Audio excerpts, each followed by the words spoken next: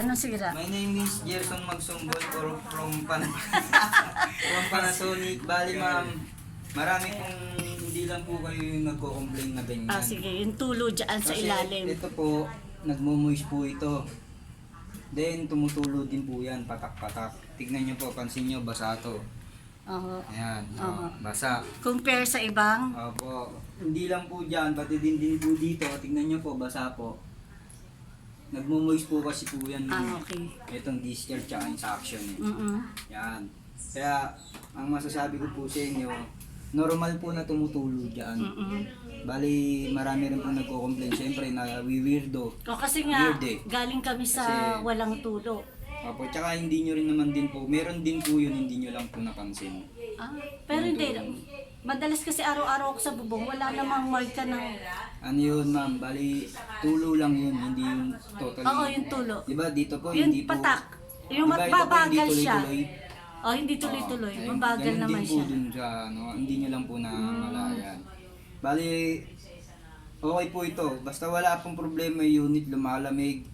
Then, walang error. Hindi siya nagta-timer. Yung E1, P1 kasi yung naging error. Yun ang tinatawag na error, communication error. Nagka-problema yung ano namin, window type namin ganun. E1, P1, tsaka 0. Hindi na umiinit.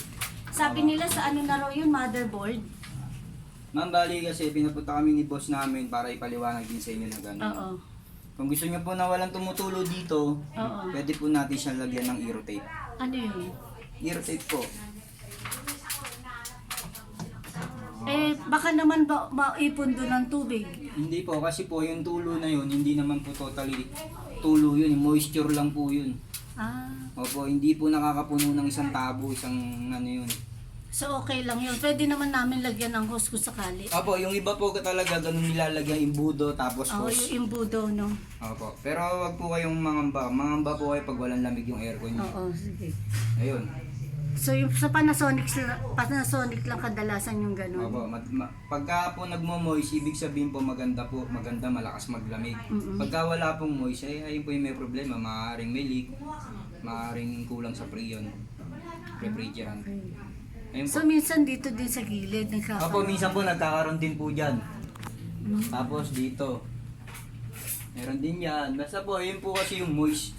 Moist po yun na hindi nasasapo ng kaka na to. Oo. Opo, bali yung masabi ko po, okay naman po.